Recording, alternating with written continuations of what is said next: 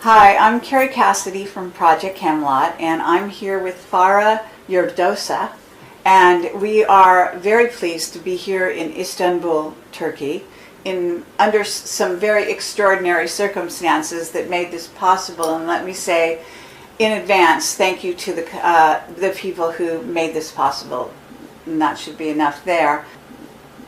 I want to say that I've always admired you and your work. Same here. Thank you. Likewise. And I think that we've traveled down some similar roads, and I'm very interested to hear where your thoughts are at this time about the world, about this situation with ETs, UFOs, and jinn, whatever you want to call them, etc. So I think we have a lot to talk about. Very excited to have this discussion with you, and I think this is a great opportunity. So this is a wonderful surprise to me, to meet you in Istanbul, in my homeland. As you know, I lived in the United States for many years, and probably we were on the same conferences a few times, but I don't think that we ever had the chance to meet in person. So it's wonderful to meet you in person here. Thank you very much for this invitation. Thank you very much for having me on your show. That's a big honor for me. So yes, I have been in research of many things for many years. So I started with metaphysical subjects many years ago when I was very young. And then of course paranormal, and then esoteric knowledge investigations and UFOs came. So actually in Turkey it is very logical that I am involved in all these things, because as you know, we have a very ancient history in Turkey. Official history goes back to 6,000 years ago. But there are some places, there are some natural places, there are some artificial places made by human race, which goes back to 10,000 years ago, maybe more, older. So this is a country of mysteries. This is a country of miracles. And everything, when you make a research, goes back to extraterrestrial intelligence, extraterrestrial force in some ways. And I would like to give you a tour actually in Turkey if we had time. I wish. Starting from Istanbul, starting from where we are right now, Sultanahmet. Because now we are in the city center, in the historical city center of Istanbul. And this place was before Constantinople. It was Byzance.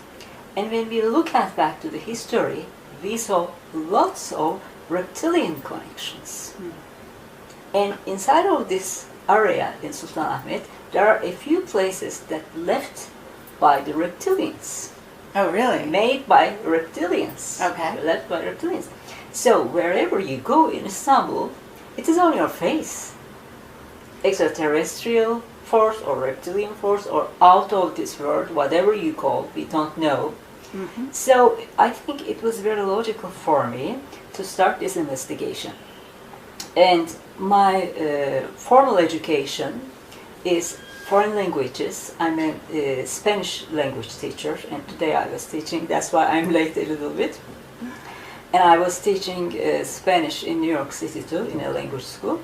So although my formal education is language, foreign language teaching, this was always my passion. It is my passion. So Yes. I keep giving conferences in Turkey, doing television shows and everything, yes. And Turkey is very open to hearing about these things. Very open to share, to interchange the knowledge, and it is impossible to hide, because when you go to museums, and here we are again, the archaeological museum Yes. is very close to this hotel, it is over there. It is on display, everything. It is how can you hide fascinating. Yes. Now we did go to the archaeological museum, and we saw this special exhibit that was separate in a different building, and had fascinating, really fascinating things there. And I highly recommend it to anyone that must go to this other building. This kind of it's near the front gate and so on. And building. they have griffins.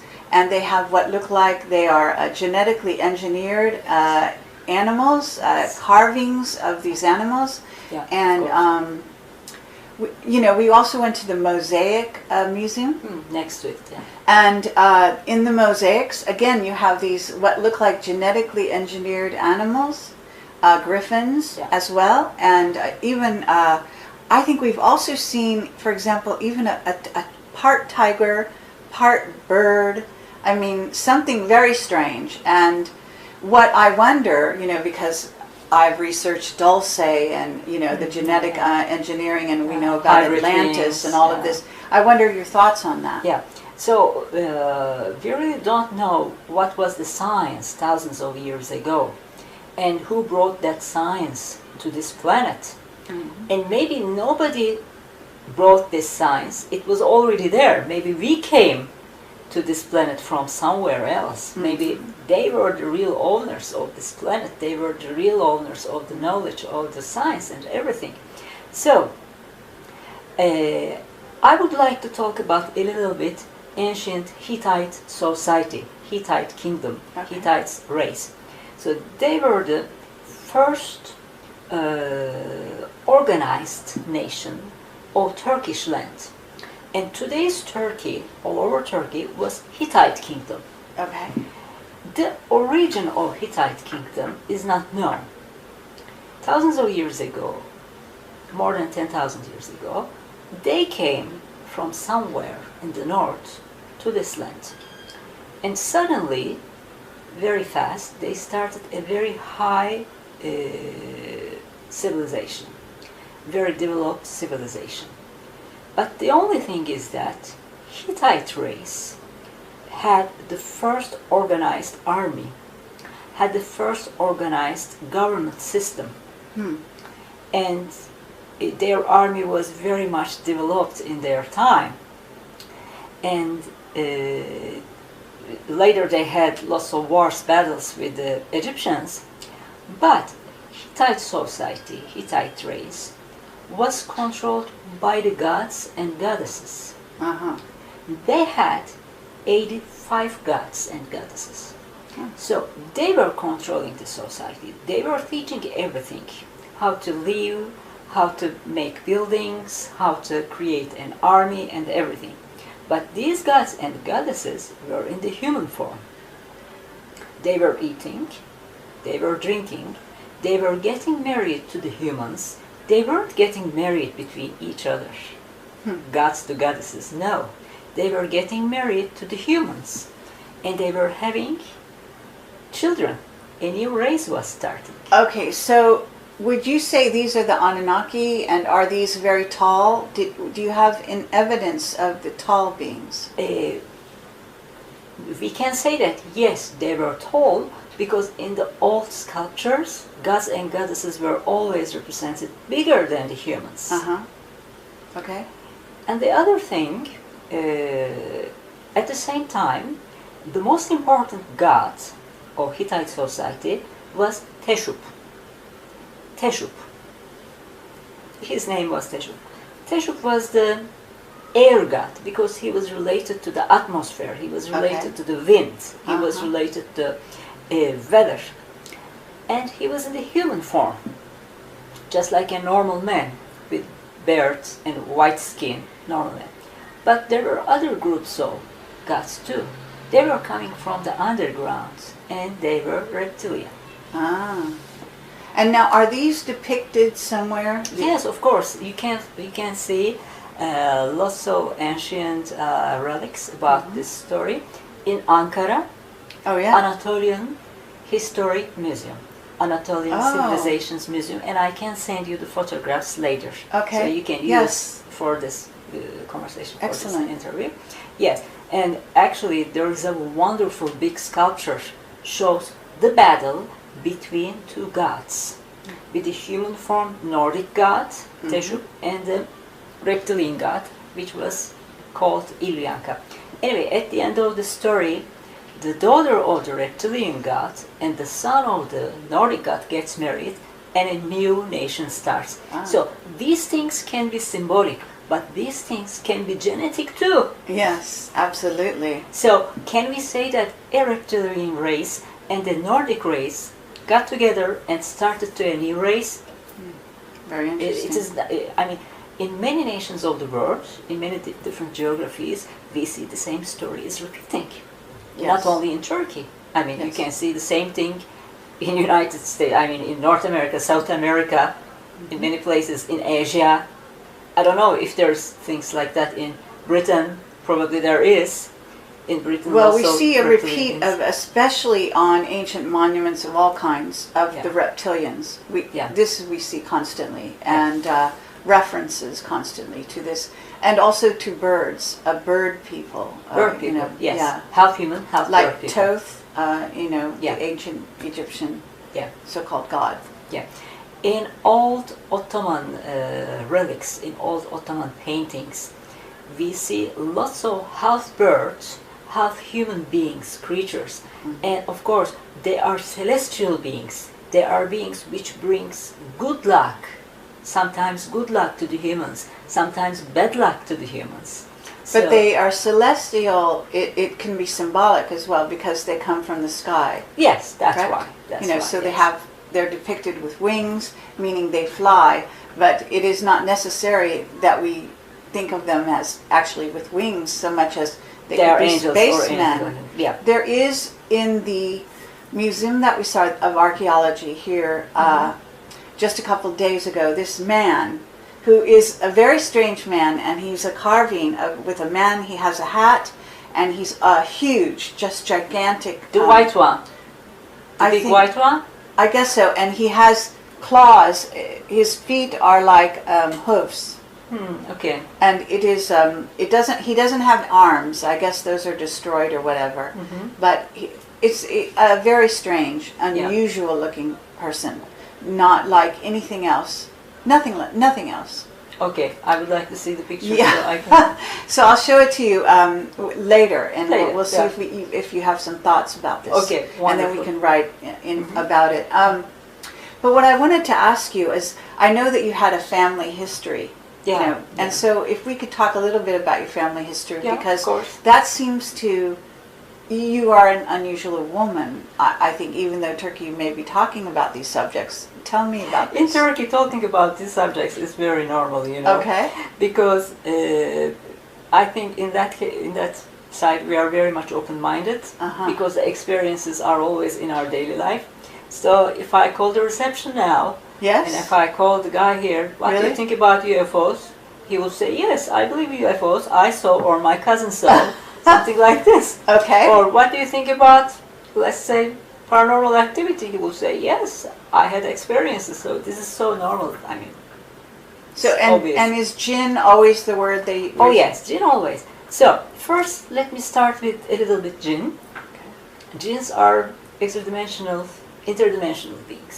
Interdimensional beings.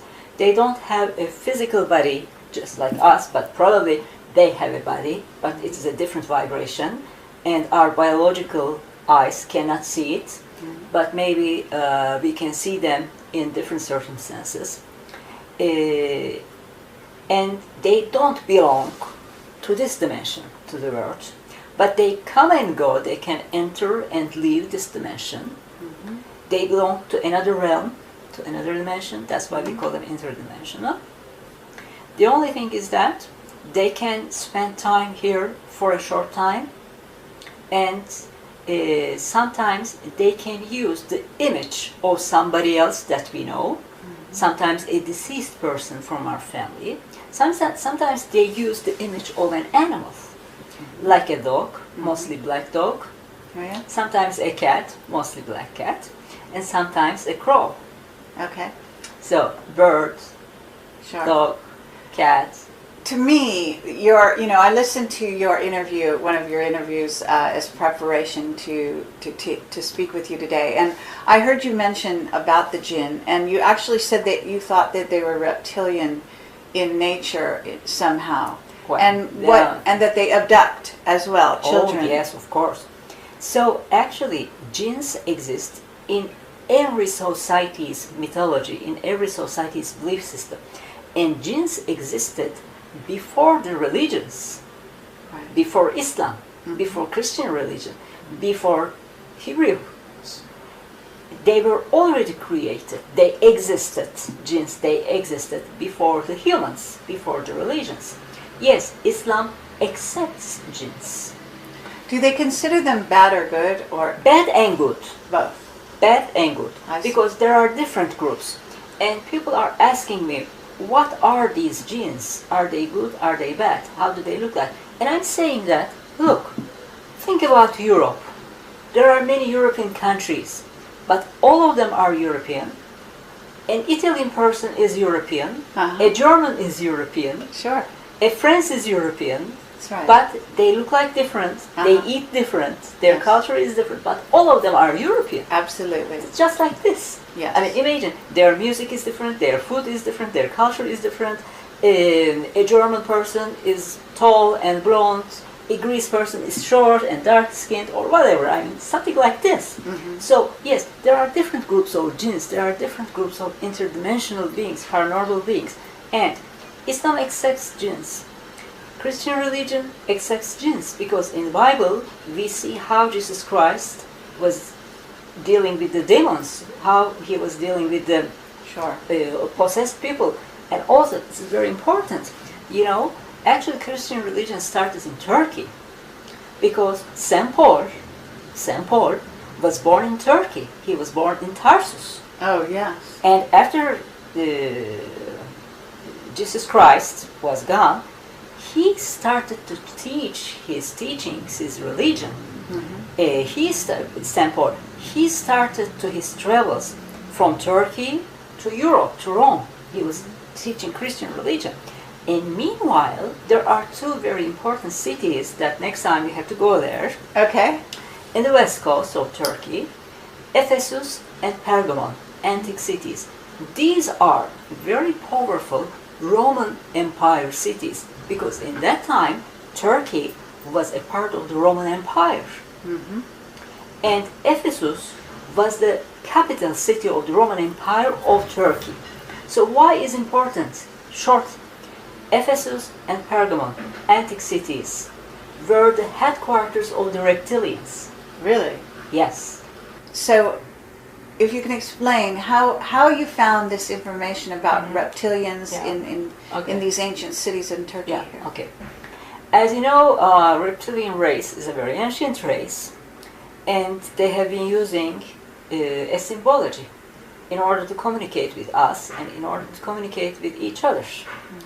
Symbology is their language, and they left their symbols, their seals, in most of the places in Turkey, as well as in other parts of the world. Especially in Pergamon, antique city, the official symbolism is snake.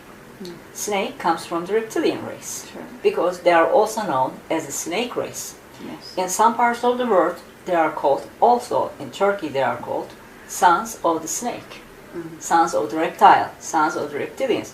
There are different names. So when you go to Pergamon, you see the snake symbol everywhere. The other thing is that in Pergamon, there was the most ancient healing center, Asclepion. It was built in the name of the health god Asclepius. Asclepius was the snake god. Oh. He was depicted with a rod wrapped a snake. So just like Hermes. But Hermes symbol, Mercury, God Mercury, God Hermes. His symbol is double snake. Hermes, yes. Yes, And Hermes. okay, so and this is where the caduceus, we call Caduceus, yes, Caduceus. comes. But Asclepius has one snake. Uh-huh. And today, Caduceus is still used as a pharmaceutical and medical symbol. Yes. In the hospitals, on ambulances, everywhere. And the other thing is that, let's talk about Ephesus. Ephesus was the very center of the reptilian goddess worshipping, because there was the Artemis, goddess Artemis temple there, and it was the most important religion there. Okay. So many people was coming from the other parts of Turkey, other parts of the continent, to temple of Artemis in order to worship. But Artemis temple wasn't only a temple, it was also a bank. It was also a bank. And today, when you go to New York City, to Wall Street, the stock share building is the complete replica of the Artemis temple in Ephesus. Really? So, worshipping money comes from there. Okay, that's very interesting. But Artemis, wasn't she a hunter? Yes, normally in Greek and Roman mythology, yes, she was a hunter. In Turkey, in Ephesus, Artemis is a little bit different goddess. Okay. Yes, it is the same goddess worshipping. It is the same goddess worshipping.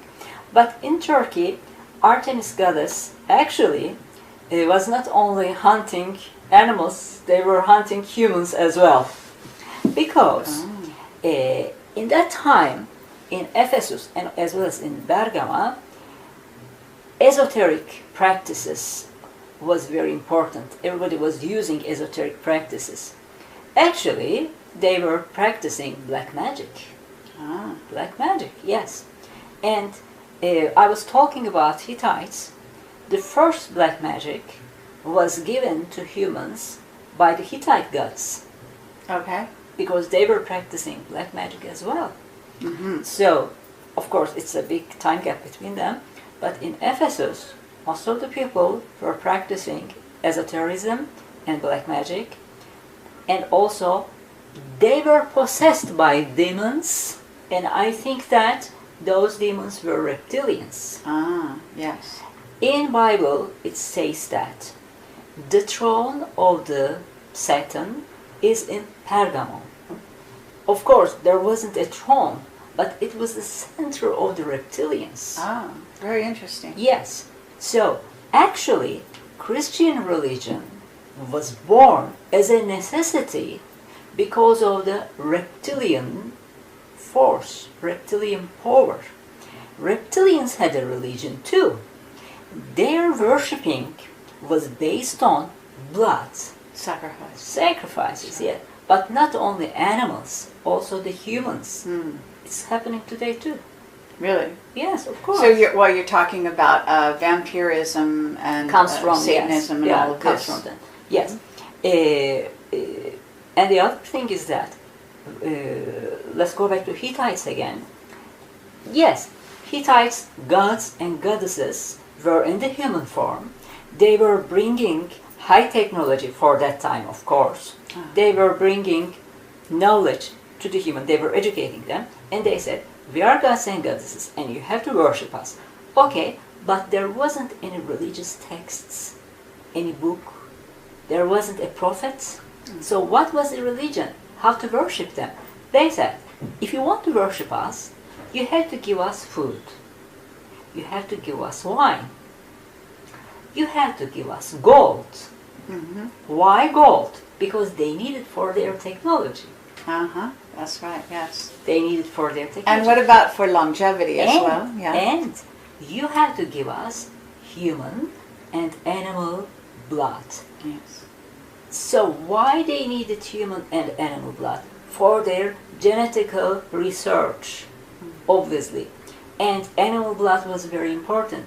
You know, in cattle mutilations, especially in the United States, when the dead body of the animal is found, every drop of blood is taken. That's right. They take the blood. Yeah, there They you don't go. need the rest of the animals. Yes. they remove some of the internal organs, Ah. but basically in cattle mutilations, after some UFO sightings, they remove all the blood. Animal blood is very important. Human blood as well. Absolutely. So it started with Hittites in Turkey. So do you have it, you know, I haven't been to these places, but do you have altars where they do sacrifices on? Oh yes, of course. Yeah, I mean, actually, that's so strange. In the museum that you have been, there are altars too. Oh, really? Yes. Okay. But Yeah. I might not have Probably, recognized them yeah, of as course. such. There are, So, yes. We're there, actually everything. talking about, I want to come back because this was a very short, quick trip. And I want to take you with me Okay. and go to Göbekli Tepe and get you to come and guide us around as Wonderful. well. I would And be I think we very will happy. have a fabulous I would be very adventure. happy. Yes, I Yeah, would be and very happy. that would be so wonderful. So I had asked you earlier a little bit about yourself and your history and Oh, your yes. family. Yeah. So because again, you still are something of a unique person to do this particular job or investigation in your country, because I don't know that there are many women No, doing this there kind of aren't, thing. actually, there aren't. It's very strange. I started officially 25 years ago. And in my country, in Turkey, my 6 books were published, basically about UFOs Okay. and about all these topics that we are talking about. And after me, nobody else, no other lady, no other girl, no other woman tried to enter into this field. Right. So, I mean, I want to invite to the girls to do something in this, because you know what? Women, female brain or female soul has a sensitivity. We feel, we sense some things. It is very important. Yeah. I mean, like a sixth sense, developed sixth sense, maybe developed seventh sense. So about my family, my roots are from Russia, Bulgaria, and Libya. Okay, so are you Turkish as well? I don't understand. Yes. Yeah? Yes, because when we were Ottoman Empire, Yes. Ottoman Empire was a dynasty for 800 years. It was a ruling dynasty, almost the same territory of the Roman Empire. So our territory was very wide, and some parts of the North African countries belonged to Ottoman Empire. Some parts of the Balkans, Eastern European countries, belonged to Ottoman Empire. That's why all the nation was Ottoman, and we were traveling. My great-grandfathers were working, both great-grandfathers actually, in the Ottoman Empire. So they were sent to different parts. That's why they got married to the women in the other parts, and they came back, and the children were born in Turkey. So yes, we are Turkish. But that's the history of the Turkish race, I mean. Really? Yes. So when you ask, so many people's great-grandfathers are from Balkans, are from Egypt, or some from north part of Turkey. Anyway, so let's talk about my grandmother's father. I mean, from my mother's side, of course. He was a university teacher. He was teaching at the Istanbul University, the same university that I finished, but he was teaching law. And he was also teaching French language. He was a writer. When this thing happened, he was 35 years old, something, but of course he was already married, and he had 5 children. One of the children is my grandmother. Okay. So, my great-grandfather was sent to Baghdad. To Iraq. where? Baghdad, Oh, okay. Iraq. Yes. Okay. So he couldn't take his family with him, and he was working as a government teacher, so his salary was very limited. He was only able to rent a house in Baghdad and live there by himself, but the money wasn't enough because he was also sending money to Istanbul, to his family. And he was having lots of problems, economic problems, a new country, new environments. He was teaching whatever. And one day, he leaves the house in order to go to school, and an Arab guy is waiting for him on the sidewalk, a completely strange guy, an old man. And he stops my great-grandfather, says that, I want to speak with you, I know you, this is your name, and you have a family, you are having difficulties, economical problems, and I want to help you. So, I'm going to give you some orations, like a talisman. Okay. You are going to practice this, and some people will come and will help you.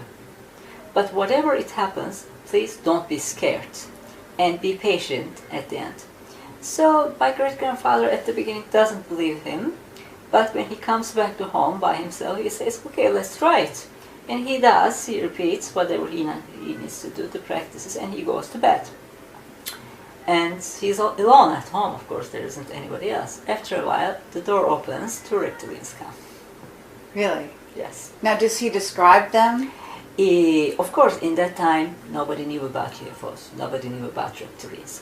For him, they were demonic beings. Oh. They were satanic beings. Why? Because they were huge. They were walking on their 2 feet. Okay. They were a hybrid kind of looking, half human, half reptilian.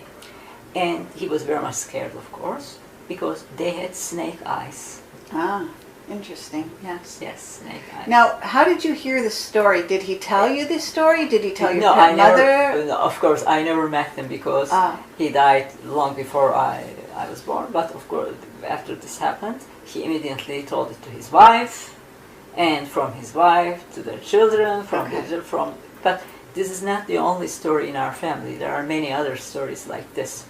So, I mean, for some reason, our family always lived in possessed houses, ghost-haunted houses. Okay, so these beings showed up, and did they try to do something for him? Yes, of course. They didn't speak with words. Okay. They didn't open their mouths. Mm-hmm. They were trying to communicate with him with sign language. Sign language. They were doing some hand gestures, hand movements. And one of them was at the foot part of the bed, and the other one went to the head part of the bed. And they were trying to tell him something, they were trying to communicate with him, but my great-grandfather was in a huge panic. He was very much scared, and he was shaking, and the heavy bed was shaking too. So he started to read some verses from the Quran to send them back. And he managed to send them back, but they were very angry. Because, I mean, they say, you invited us, you interrupt us, and now you are sending us back. And before they went, a telepathical message, they say, from you to 3 generations. I'm the 3rd generation. Okay.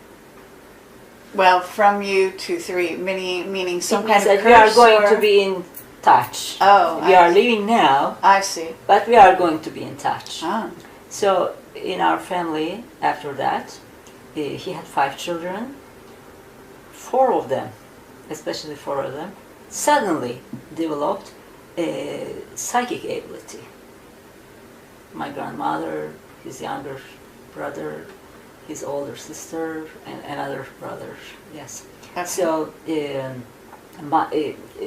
were 5, and one of the brothers were a judge in Ankara. Actually, he was practicing hypnotic regression work in Ankara.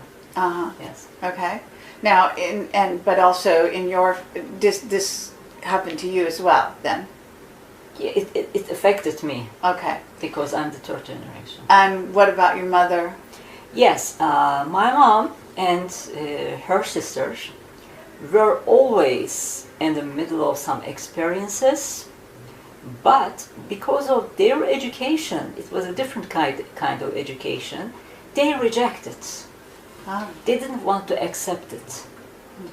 So many things, because when they were young girls, there was a different kind of mentality. Okay. So they rejected. They came until a certain point. They knew that there was something else outside of this world. Mm-hmm. And especially my aunt, she was very much involved in these things. But she died very young. She was 35 years old because she had a kind of cancer.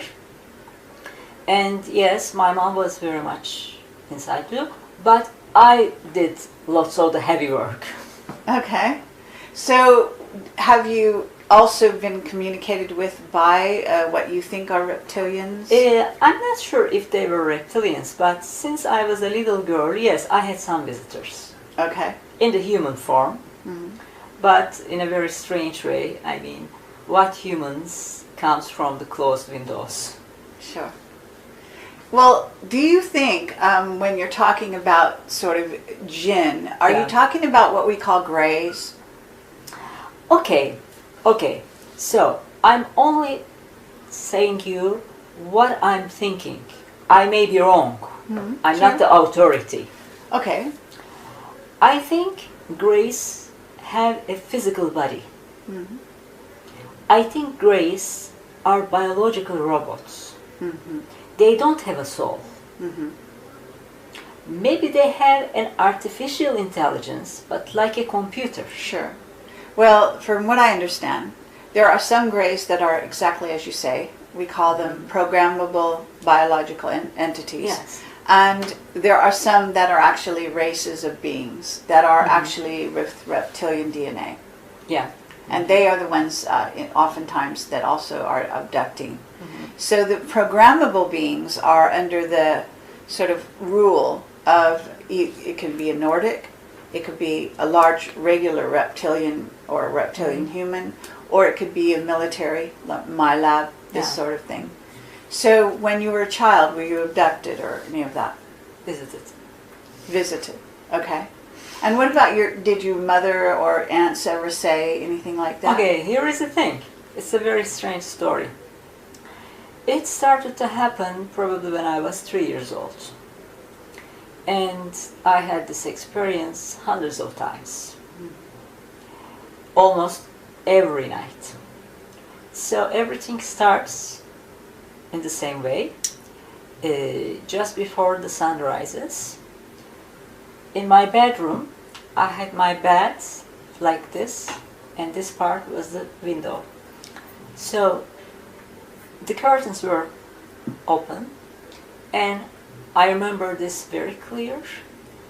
I look at from the window, I'm in the bed, and I see the clouds. Okay, regular clouds, gray clouds. And when I'm looking at them, the clouds are starting to change their shapes, and they become 3 people. One young man, one old man, one young man, one young woman, and one old woman. And they were coming into the bedroom from the closed windows. I see. To my bed, and they were turning me. They were doing something on my back. And I was very much scared of them. They were saying, you are not going to tell anything to your family. Really? You shouldn't say. This is a secret. And this was repeating again and again and again and again. And I was very, very, very much scared of them. And this kept going for a while, probably until I was 5 years old, until I started to school. But the fear was so strong, I wasn't able to talk about this experience until I was 22 years old. Right. Sure. So many years. Okay, and but other than that, did you have any like positive, what you would say is positive experience? You know what? Some of the experiences, they show you symptoms. They show you signs. They protect you. Yes, of course, definitely. But in that kind of positive messaging or positive effects, they don't show themselves. They don't need to show an image. Sure. They just give you the medicine. They just give you the solution. They just show you the sign. It's like an arrow. Yes. It shows the right way. And if you listen to them, Okay, you are lucky. Yes. Okay, very good. Yes. So you got into UFOs. You must have, you started investigating. How did you actually, you became very well known. You're famous here in Turkey and outside the country as well, right? Yeah. For your investigations. Yeah. So what is it that made you so famous? Do you know? Okay, I mean, it is not being famous. I guess this is being known. Well, known. I'm using the word famous. Yes, But however you want to think. So, first of all, in Turkey, I'm the first and last female UFO researcher. Yes. I started to write articles when I was very young. Okay. In the newspapers, in the magazines in Turkey first. And people loved them, readers loved them. So my first book was published when I was 25 years old. It was a UFO book. And then other books. And what I was telling, I think, was what the people needed to read. They needed it. Because most of the people had paranormal experiences or UFO-related experiences, and they needed answers. When you give the answers to the people, they want to hear you more. And this is a reaction. And I think I received the knowledge from somewhere, and I gave it. Okay. And I'm still doing the same thing. But did you see UFOs yourself? Oh yes, I did. I had UFO sighting experiences, but it is not very important. I mean, even though I didn't see, I will do the same thing. Of course, seeing a huge round shape, red globe in the sky was very exciting. So I saw. Right. But again, it is not so important. I agree. Well, okay, but what about the Turkey, the government of Turkey and what we call the secret space program? Do you think that there is a secret space program here in Turkey, or is Turkey involved and aware of it and this sort of thing? Okay, if there is a secret space program, as it is secret, I wouldn't know it. Oh, really? Well, we have secret. But we have, okay, I don't know, but I have whistleblowers, as you know. We call them whistleblowers, right? Yeah. And they are people that have worked in the military for 40 years. And they get out, and sometimes they violate the security oath, and they tell the truth. Yeah. Here is the thing. First of all, in Turkey we are lucky because Turkish press, Turkish televisions, Turkish newspapers are very much open-minded in these subjects. You were asking how did you become famous? Because newspapers, because magazines were very open. Okay. Whenever there is a UFO sighting, it's on the headlines. It's on the news. Okay. If there is a photograph, if there is a video shooting, I mean, there is no cover up. People doesn't hide these things. People share these things, and television channels, and magazines, and daily newspapers, mainstream newspapers. I mean, it's very impressive. The most important, the most serious newspapers give place on the front page to UFO sightings. I see.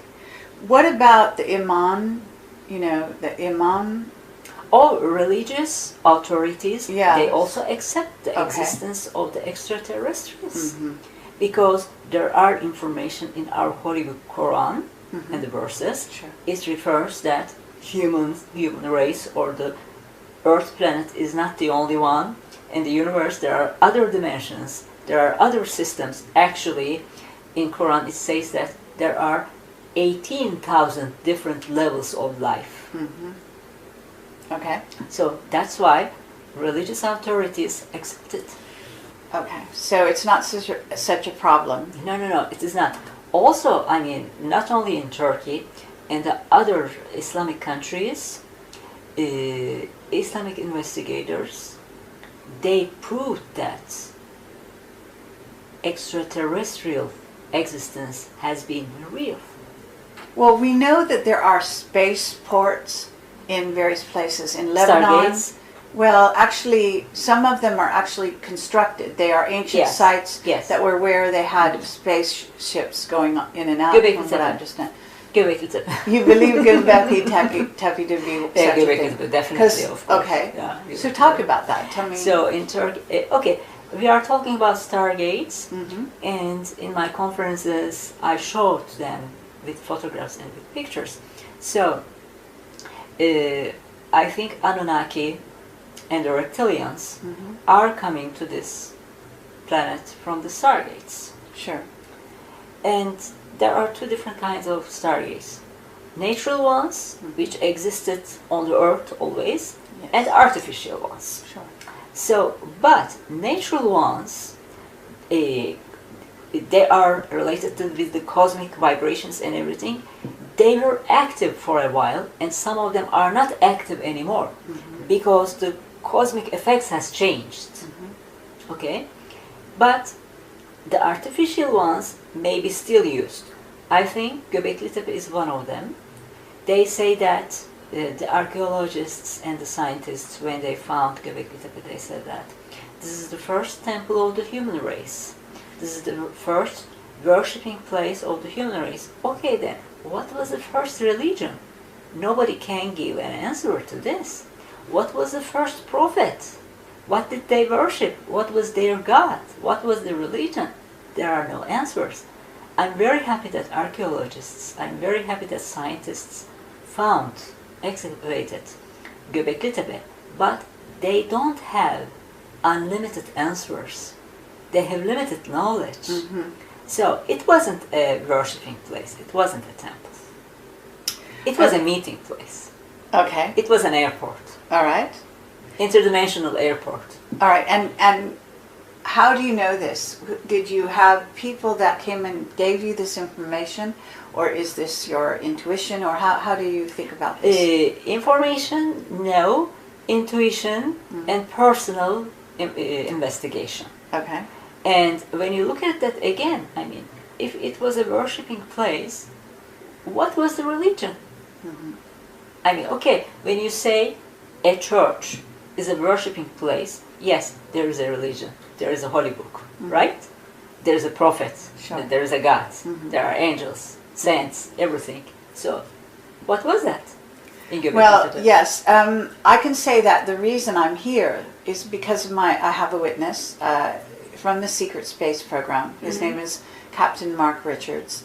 He's actually in jail in Northern California. That I've interviewed him now well, I was supposed to do a fourth interview recently and was interrupted in that, but 3 times, and he talks about Göbekli Tepe, and he says that this is a spaceport, and he says it is a meeting place. So you're quite right in as far as he's concerned. Yeah, This is what he also says. I never heard about this gentleman. Right. This is the first time I hear his name from you, but I would like to listen your interviews with him. Sure.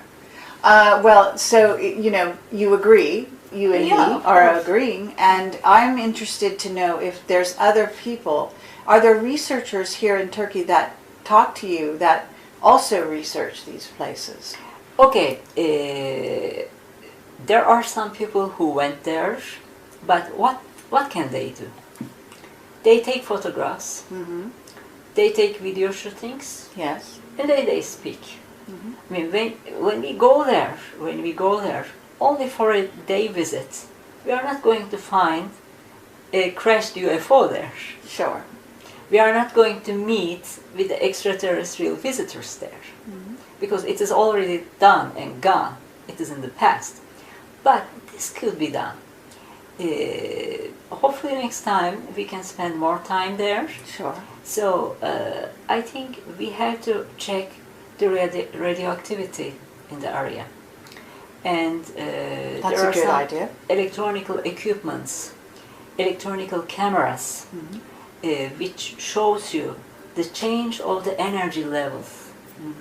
And special cameras, what's called? Infrared. Okay.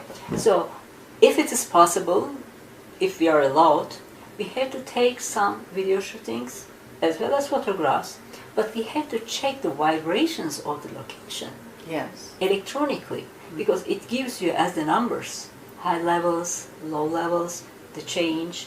And sometimes when you go somewhere, let's say now it's a summer now, Okay, when you enter into a place, it suddenly gets very cold.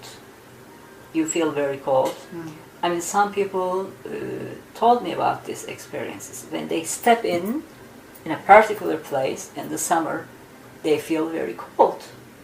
Why is this happening? Sure. And when they come back to the original position, again it is normal temperature. So, I mean, this kind of investigations can be done.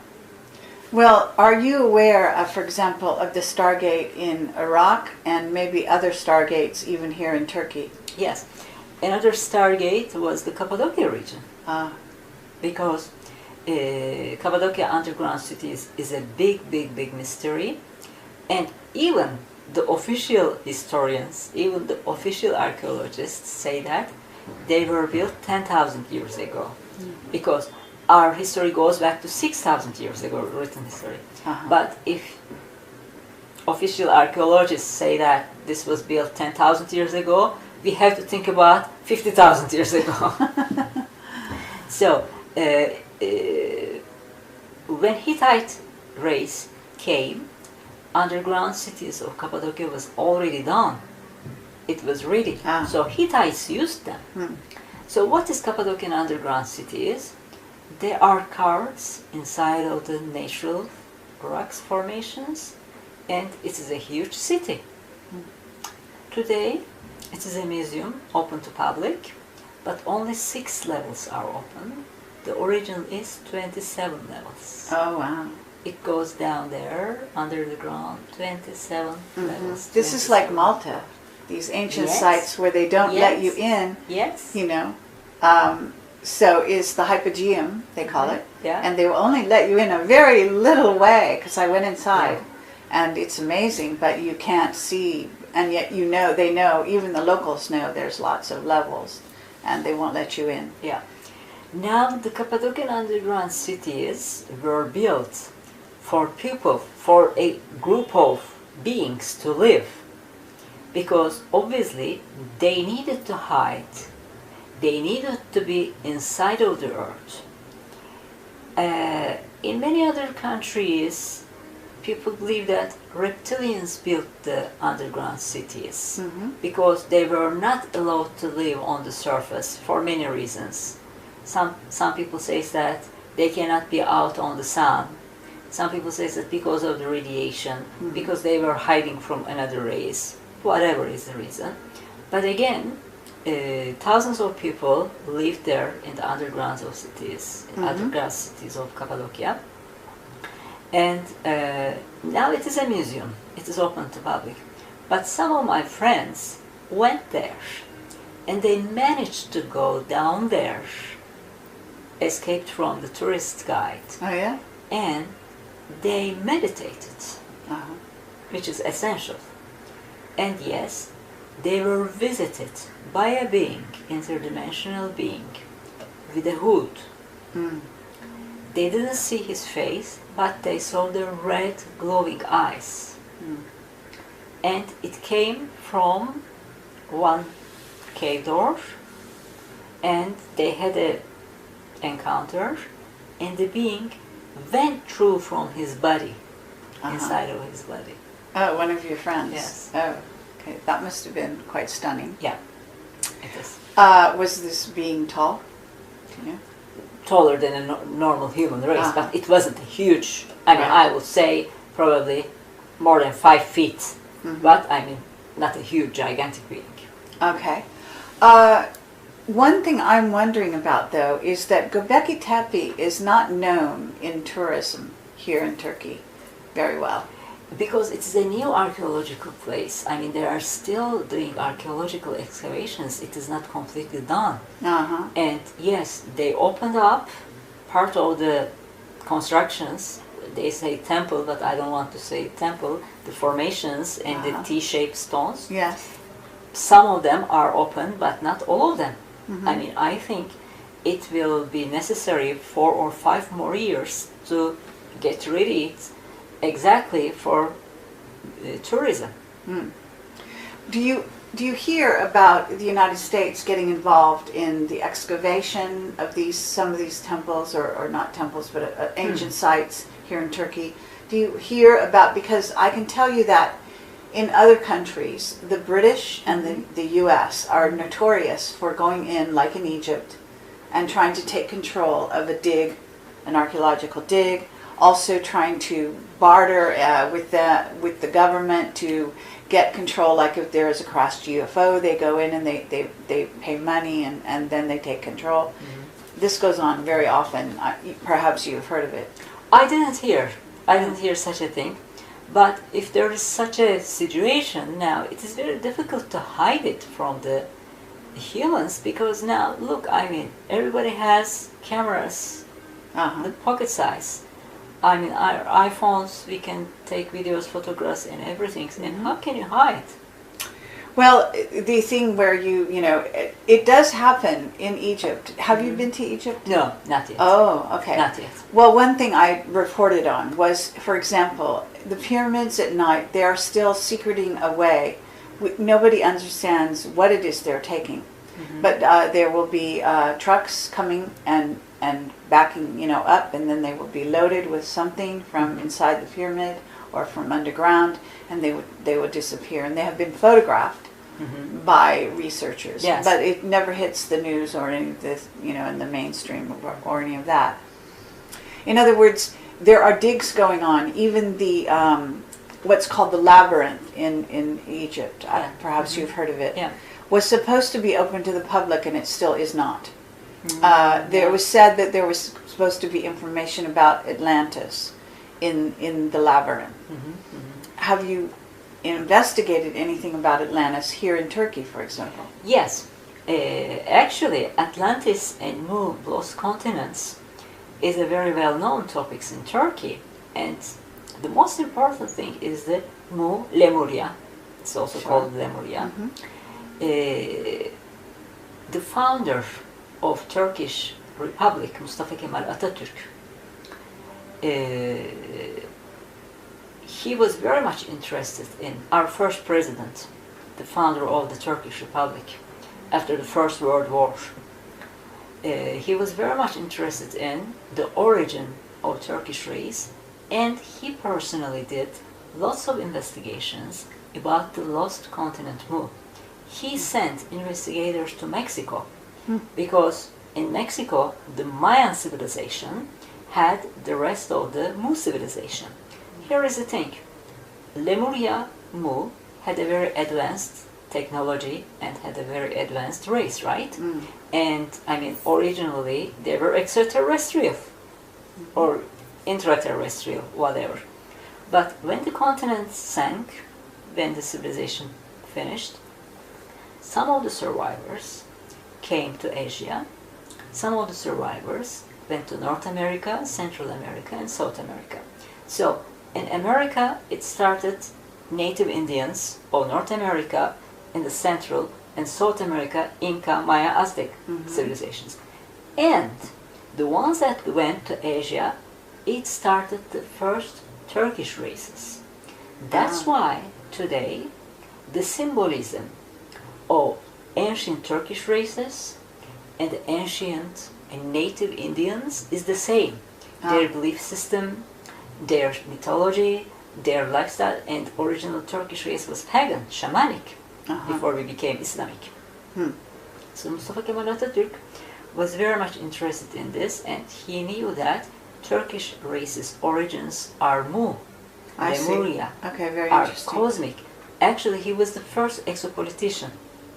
I mean, we talk about exopolitics. Sure. So he was the first exopolitician because he was the first president that he was looking for the roots of his nation in the sky.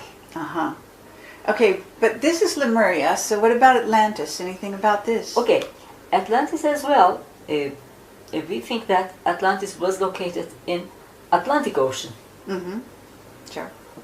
So, but again, the survivors came to different parts of the world, and they started the very first ancient civilizations, just like Egyptians, just like Celtic. And so first of all, you feel that there's, because in Malta, there's a great sort of mystery around Atlantis and the relationship. Yeah. In my opinion, I've done many interviews with experts in this area, and there's a big controversy as to what happened with the sinking of Atlantis. And I even have information from one person, Asha Nadim, who's written a number of books, and I don't know if you know who she is, but she is talking about there being two Atlantis civilizations, basically, and they sunk at different times. One was more sort of, disastrous, I guess you'd say, than the other.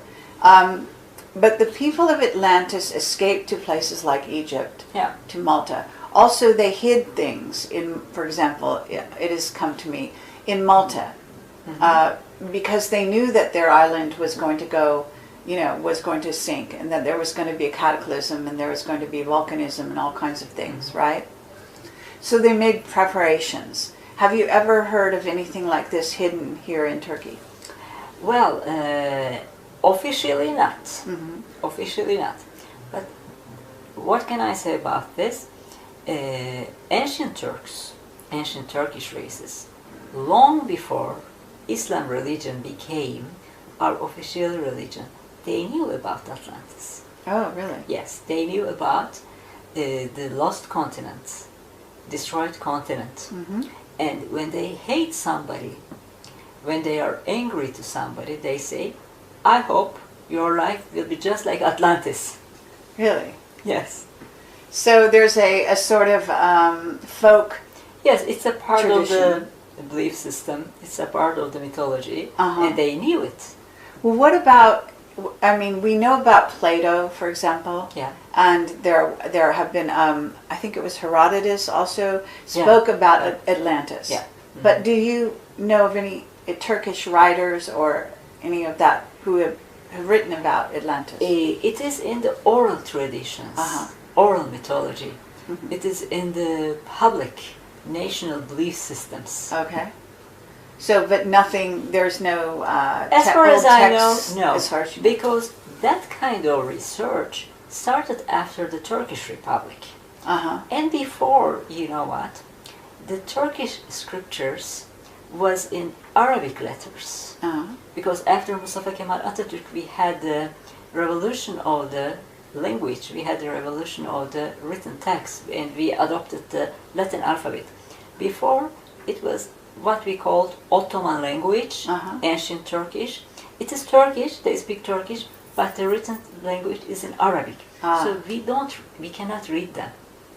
Well, the calligraphy is Turkish, isn't it? I mean, you have a amazing, calligraphy. They use Arabic alphabet. Yes. Yes, but So- we cannot read it. We don't know how to read it. Really? Yes, because my great-grandfathers knew how to read it, but my generation doesn't know. I have to go to a special language school to learn it. So probably there are resources, but as we cannot read it, we don't know. Fascinating. Yes. Yeah.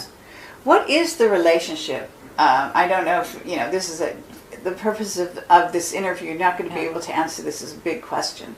But what is, because when we've gone here, we see that there seems to be, I don't know if it's an animosity or some kind of distinction between being Turkish and being Arab. So can you explain to me what is this? Because you both do follow Islam, right? Yeah. So what is this? So, think about this. Think about two countries. Again, Spain follows Christian religion, right? Yes. And Americans follows Christian religions too. But what is the difference between them? A lot. A lot.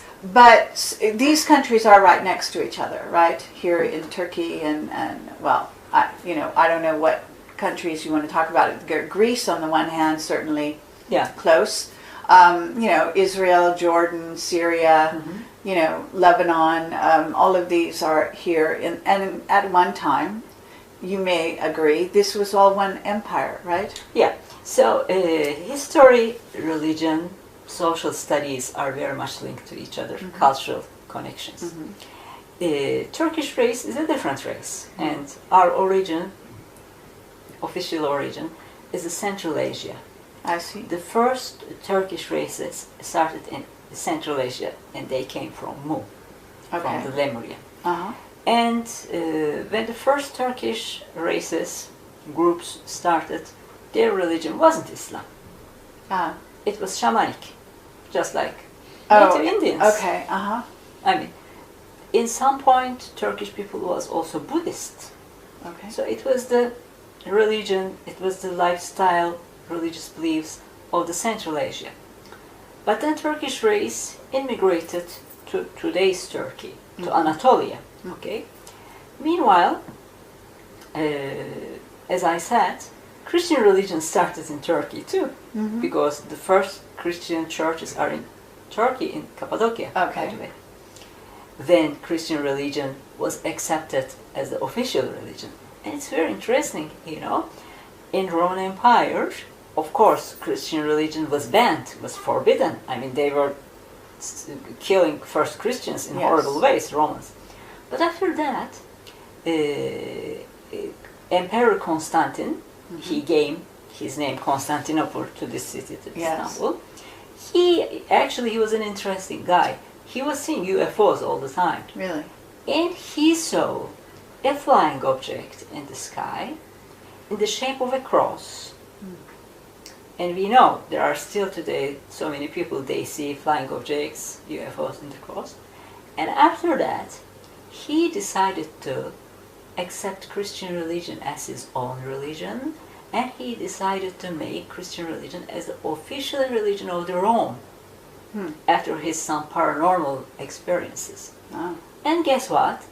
Constantinople, I mean Istanbul, this city, was the first Christian city of the world. Interesting. Okay. Yes. And of course, history, politics, life, time changes. And Islam was a religion of the Arab countries, Arab race. Ottomans decided to accept Islam as our official religion. That's why, yes, Turkish race and Arabic race are different races. But we accepted their religion and we became Islamic. And today in Turkey, most of the society, most of the population is following Islam. Okay. But as a race, yes, we are very different. Our language is different. Arabic is a completely different language. Turkish is a completely different language. But in time, of course, we adopted some words from Arabic. But we are speaking different languages. But you can't read No, we cannot. Interesting. It's very difficult because Arabic alphabet is different. I mean, just like Korean alphabet, just like Hebrew alphabet, it is a kind of different scripture. Yes. It is not Latin alphabet. Okay, We cannot read it. It's very difficult. In terms of Turkey, is there a conflict at all with regard? Do you have any sort of small, maybe Christian holdovers that kept the Christian religion, or any of that, or was that not allowed by your, rulers? No. I mean, in Turkey, religion. There are so many Christian churches everywhere. And even in my area, I live in the other side of the city. In my neighborhood, there are 4 or 5 churches. They are still active because there is different, how can I say, Orthodox, Protestants, Gregorian, different groups. So are they operational? Yes, they are functional. They are operational. But are they Turkish people going to these churches? Yes, of course. There are so many. Yeah. You have Turkish Christians, is what you're saying. There are so many Turkish Christians. Okay. They decided to follow Christian religion. And there are pastors, Turkish pastors. Okay. Some of them, they decided that they want to be Catholic. Some of them Protestant. Some of them Christian. There are some of them there's also Mormons. Hagia Sophia. This is Hagia Sophia. It's a historical place. It's a mystical place. And there are so many Buddhists in Turkey. I mean, they were not Buddhists, but they studied and they liked it and they became Buddhists. And there are so many Satanists in Turkey. Right. There are so many atheists in Turkey. So the religion issue is something very personal. It is in your heart. Sure. It is in your heart. So I guess it's a personal experience, and it is open. So the current ruler of whatever president, Yeah. and he's also backed by an imam, right? So there, is it Khomeini? No, what is his name? The imam. No. In Turkey, it is not like that. You don't have. No. We don't have this. I mean, it has nothing to do with Iran. Turkish government is a completely democratic government, and religious aspects and the government aspects completely are different. They're separate. Oh, I mean, the president has nothing to do officially with the religious aspects of the life. It is different. Okay, so yes, as I said, in ancient archaeology, wherever you look at, you find something about extraterrestrial visitors or intraterrestrial visitors. And there is lots of information about reptilians on Turkish land everywhere, including Istanbul, Ephesus, Pergamon, Cappadocia, Göbekli Tepe as well, so many places. And in different museums, in different archaeological museums in Turkey, I'm going to show you, I'm going to send you the pictures. Okay. There are depictions of people with horns. So, you know, some witnesses describe the reptilians with horns. Mm-hmm. Some of them see them with wings. And you said something before, and you said that vampire legends, vampire mythology comes from the reptilians. Mm-hmm. Yes, definitely, because they need the human blood. Reptilians still today need human blood. After Hittite civilization in Turkey, Urartu civilization started. And I'm going to send you the pictures again. And they were very much connected with the gods. Of course, they were not gods. They were just a different race of people in human blood, in human flesh, in human body. And when you look at the Urartu temples, they had temples. They were altars, just altars. I mean, what they call temple is a slaughterhouse. Where they kill human, they kill animals. Yes. And again, I was talking about the Ephesus and the Diana worshipping, Artemis worshipping. It was based on the blood. It was based on the killing the people. It was based on the human sacrifices. That's why the first Christians needed to do something to stop the brutality. And a very good sample to reptilian mind, reptilian rulers, is the Roman Empire. As you know, Roman Empire, they were different caste systems, and most of the population was slaves, and they were using the gladiators in order to kill each other. It was the best entertainment for people. It was the best social activity in the huge arenas, in the theaters. And they wanted to see blood.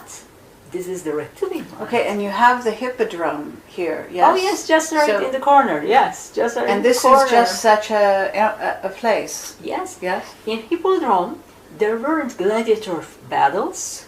There were mostly sports activities with horses. But all over Turkey, in the ancient sites, that they found the old gladiator schools, and even in Ephesus they found the skeletons of the gladiators. And also in Roman Empire, you know, the best thing was to throw the slaves in front of the lions. Right. So I mean, there are so many television series about this. Did you think that this also happened here? Also reptilian. Yes. The slaves being thrown to the yes, lions of course, here in of Turkey course, as well. Of course. I mean, wherever Roman Empire went, they used the same methods. It was all reptilian. Definitely, yeah, 100%. It's incredible. Now, you have a book that you wrote. I haven't read it, but I heard about it. Yeah. It is this book, something about... It's a recent book, I think, that you were talking on Coast to Coast about it. Okay, I mean, it was published in the United States in English. That book Possibly. Yeah, Anomalist Books. Anomalist Books published it. Okay, it is the life story of an abductee, contactee. I met this gentleman in New Jersey, in Hoboken, because I was living in New Jersey, in Hoboken, where Frank Sinatra was born. And actually, I met him in a UFO group in New York City, inside of the New York City. So we found out that we live in the same neighborhood in Hoboken. We were almost in the same area. So I wrote about his life experiences, his stories. His name is David Huggins, and I highly recommend it you for interview because he still lives in New Jersey, Hoboken. Okay. And he's an artist. He's a painter, he's a designer, he's an artist. And today he only makes paintings about the extraterrestrials that he met. And his first abductions started when he was 8 years old. Then they were living in a farm in the natural rural area of Georgia. And you know, generally abductions start in the nighttime, right? They come to your bedroom, whatever. But in his case, everything starts in the daytime. When he was playing outside of the house in the field, he first met with the hairy guy, you know, the small hairy guys. I see. There was a television show, Alf. Small hair. Remember? Really? Yeah. Alf. Yes. There was a Yes. television show Yes. in 1970. Actually, it's not Alfred, it is alien life form.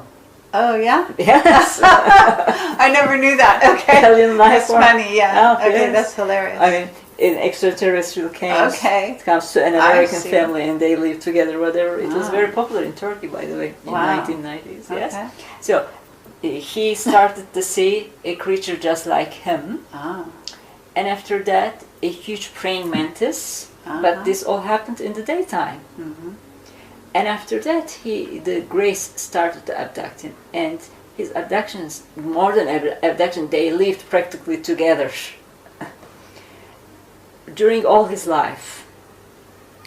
And I shouldn't tell everything about the book. No, that's People okay. can buy and read. Yes. So he has the paintings at his home. He okay. doesn't sell them.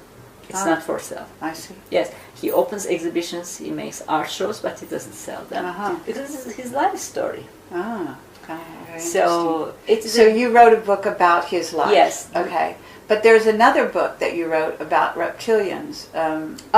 I wrote it in Turkey. Yes. In Turkish. So it's Yes. not. Is it not available in English? It is then? not available in English because actually I am talking about these topics in the conferences in English anyway.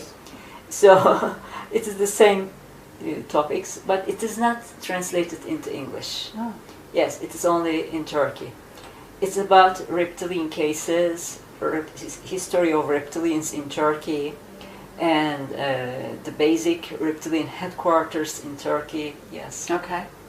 Yes. And what is the name of that book? In Turkish? Well, can you translate it into English at all? Oh, well, I basically, it is the history of reptilian race in ufology.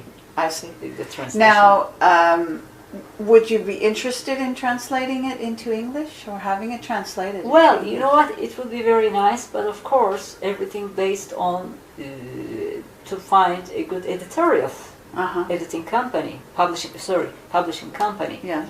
I mean, when there is a publishing company, why not? Of course. Okay. It will be a Well, maybe someone will see idea. this interview on that. Yes, why not? Of course. Now, I asked you a question and we were interrupted because the prayer was happening. I was wondering, I didn't want to lose the question.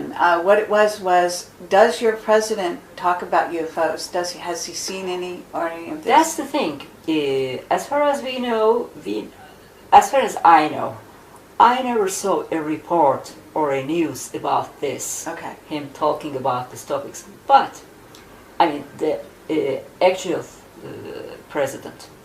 But many years ago, another president, another prime minister, he is deceased now.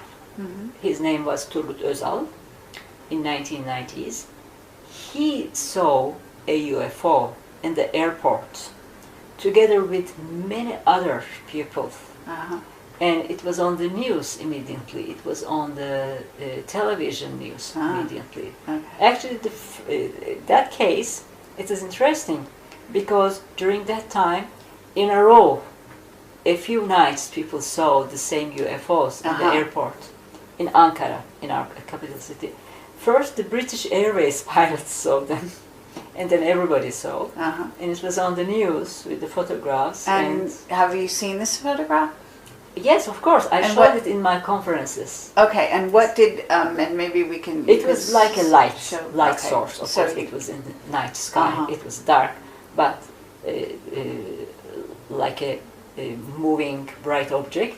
But the case is interesting because before and after that sighting with the Prime Minister on the same location, on the same airport, people saw UFOs and multiple UFOs. And then the most important thing, they were coming very close to the ground, and the jets, F-16 jets, they tried to chase them, but they went until a certain point, and of course they disappeared and they came back. Nothing happened.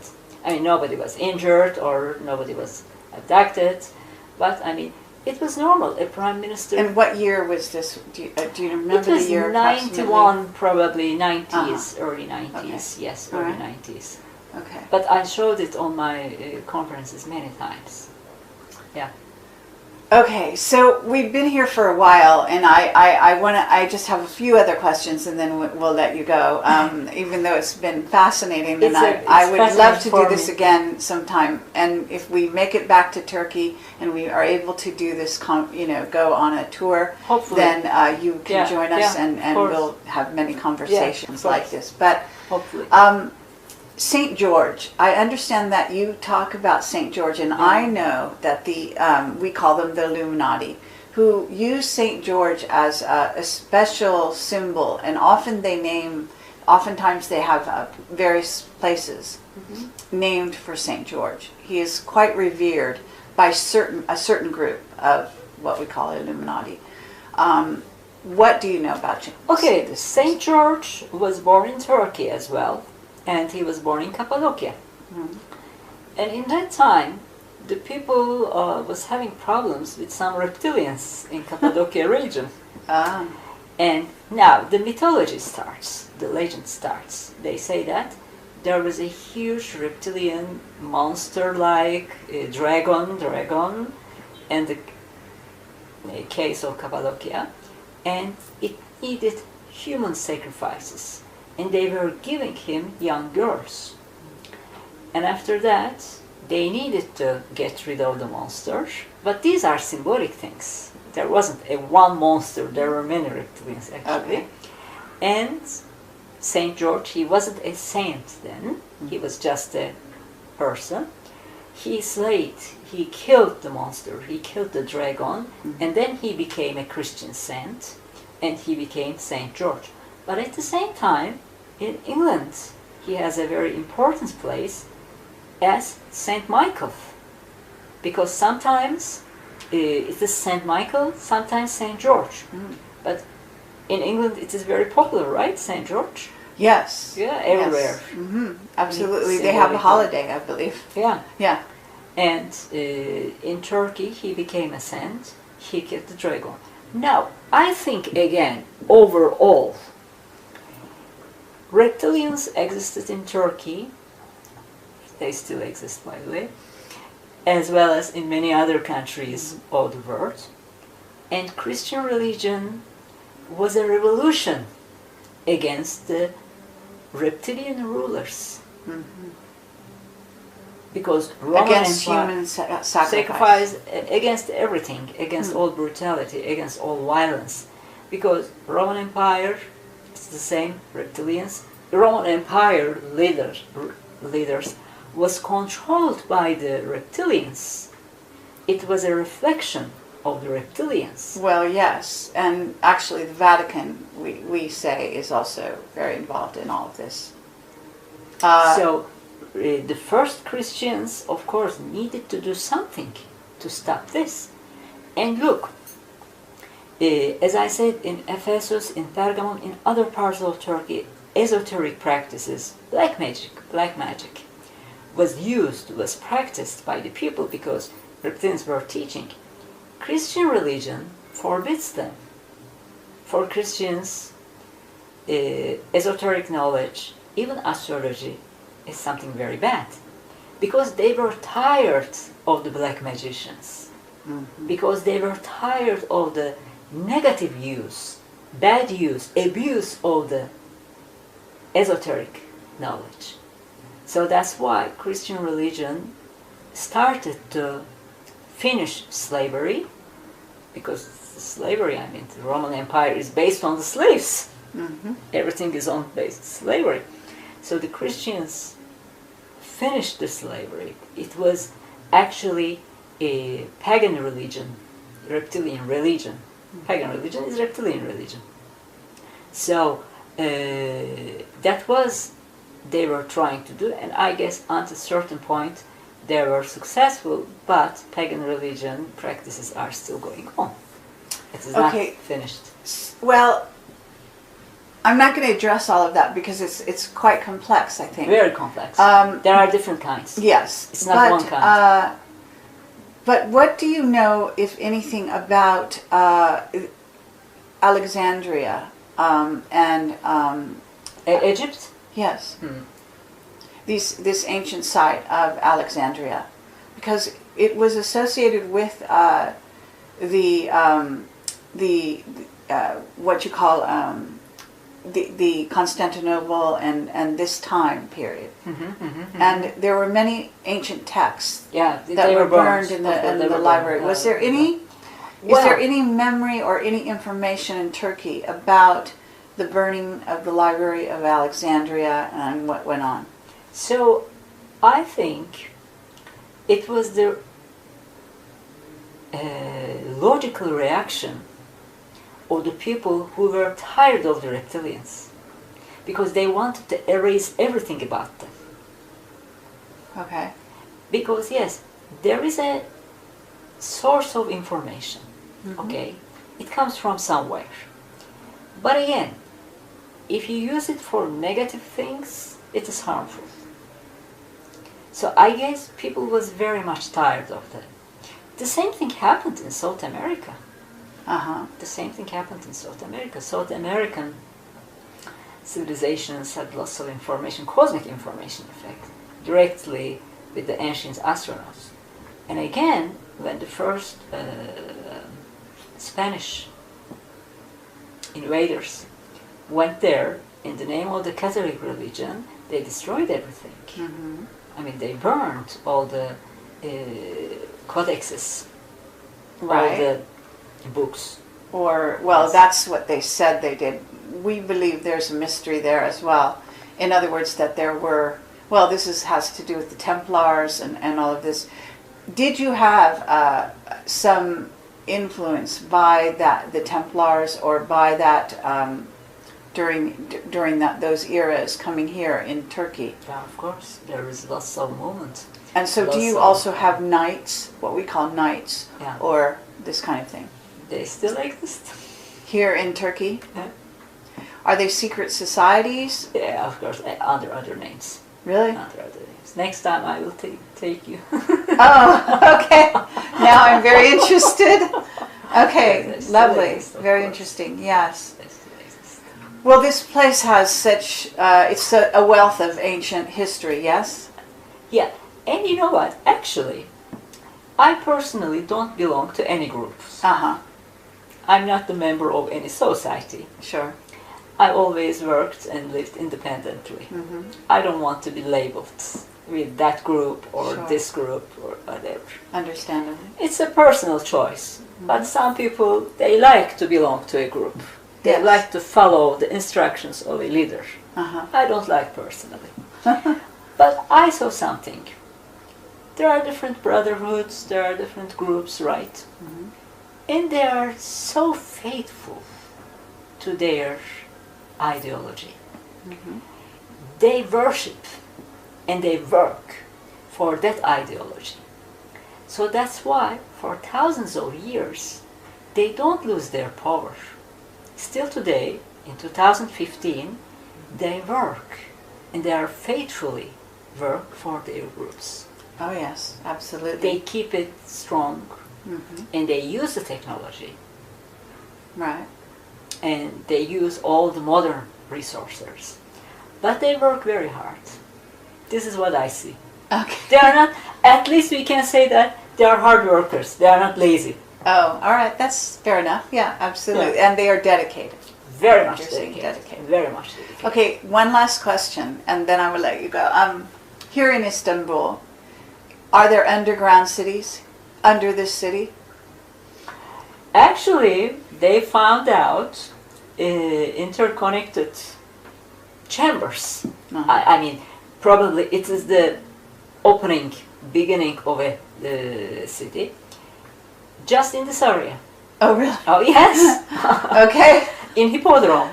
Ah. Yes, because they say that under Istanbul, yes, there are underground cities. Yes. I mean, chambers, passages, and they are linked to the islands. You know, we have islands here, Yes. Princess Islands, in this area, very close. Yes.